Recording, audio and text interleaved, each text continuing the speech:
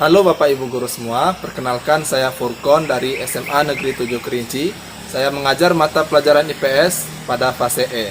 Pada kesempatan kali ini, saya akan berbagi praktik baik implementasi kurikulum Merdeka dengan topik asesmen pembelajaran. Apakah Bapak dan Ibu Guru pernah melakukan asesmen sumatif di sekolah? Bagaimanakah Bapak dan Ibu melakukan asesmen sumatif tersebut?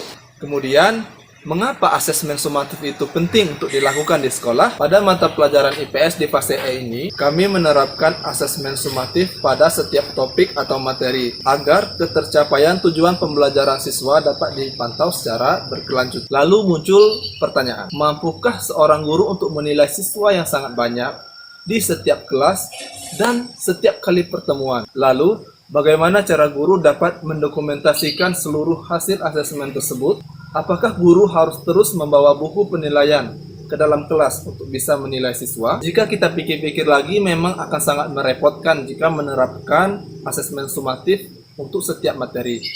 Maka dari itu, kami memiliki praktik baik dalam implementasi asesmen sumatif ini, yaitu dengan memanfaatkan media digital, yaitu Google Spreadsheet, di mana kita bisa menilai siswa dimanapun dan kapanpun dengan mudah. Kita bisa memanfaatkan gawai, kemudian kita bisa memanfaatkan laptop, PC di sekolah, dan lain-lain. Berikut kami paparkan bagaimana pemanfaatan Google Spreadsheet dalam asesmen sumatif. Baik Bapak Ibu semua, di sini saya akan menunjukkan bagaimana cara kita mendokumentasikan hasil dari asesmen sumatif yang telah kita lakukan di setiap topik atau setiap materi pembelajaran dengan menggunakan Google Spreadsheet. Jika kita sudah masuk ke browser Google, maka kita bisa memilih sheet, maka akan muncul seperti ini. Kita bisa memulai dari awal, bagaimana cara membuat tabel, nama-nama siswa dan materinya, sama persis dengan cara menggunakan Microsoft Excel.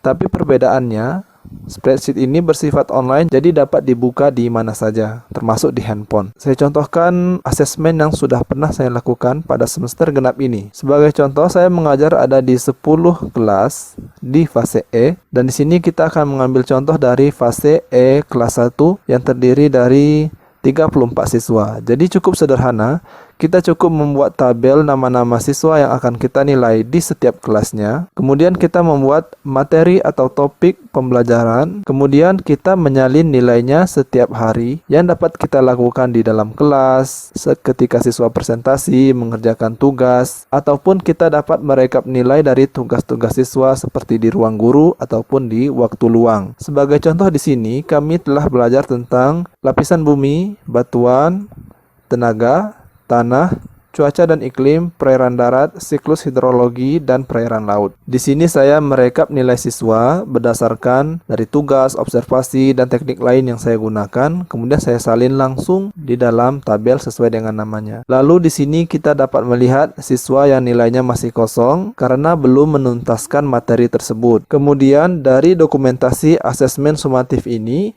kita dapat membuat grafik untuk melihat gambaran dari nilai siswa. Baik, selanjutnya kita akan mencoba menganalisis data asesmen sumatif siswa dengan menggunakan grafik atau diagram. Caranya, kita klik seluruh nama siswa dengan shift, kemudian kita kontrol, kita klik lagi di nilai yang akan kita analisis. Misalkan di sini tentang lapisan bumi. Kemudian yang harus kita lakukan adalah sisipkan diagram. Nah, jenis diagram yang harus kita ambil supaya lebih menggambarkan hasil belajar siswa adalah seperti diagram batang atau diagram kolom ini. Nah, dari sini kita bisa melihat seluruh nama siswa dan juga nilai-nilai mereka. Kita bisa melihat untuk materi lapisan bumi, nilai siswa di atas 75 semuanya. Dan ada satu orang siswa yang belum mengumpulkan tugas.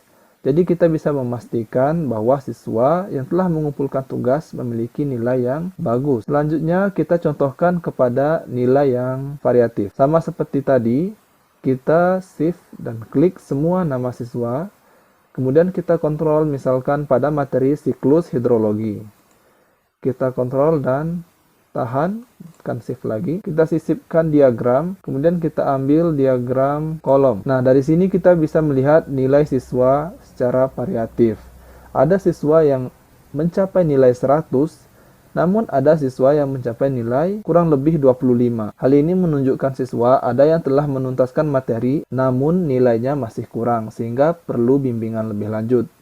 Kemudian ada 3 orang siswa yang belum mengumpulkan tugasnya atau belum menyelesaikan materi sehingga harus mengikuti materi ulang atau tugas tambahan. Nah, dari contoh tersebut, kita bisa melihat kemudahan yang kita dapat dari menggunakan Google Spreadsheet ini, sehingga guru bisa menganalisis nilainya langsung dari nilai-nilai yang sudah disalin ke dalam tabel ini. Dan keuntungan dari Google Spreadsheet ini adalah dapat digunakan di mana saja, bisa di Chromebook, laptop, PC, maupun Android. Sehingga dimanapun kita berada, kita dapat melakukan asesmen baik di kelas maupun menilai tugas-tugas siswa di ruang guru maupun di mana saja yang kita perlukan. Baik, selanjutnya kita bisa juga mengolah nilai siswa untuk dimasukkan ke dalam rapor atau laporan semester, yaitu dengan cara kita mengambil total dengan rumus sama seperti di Excel dengan menggunakan sum, kemudian kita jumlahkan seluruh nilai siswa. Kemudian kita ingin mengambil misalkan nilai semester, maka kita tinggal mengambil rata-rata dari nilai siswa, yaitu total dibagi jumlah dari materi.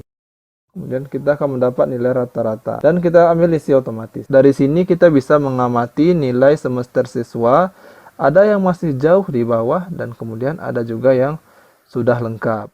Dari video ini dapat kita ambil kesimpulan antara lain berikut dengan refleksinya.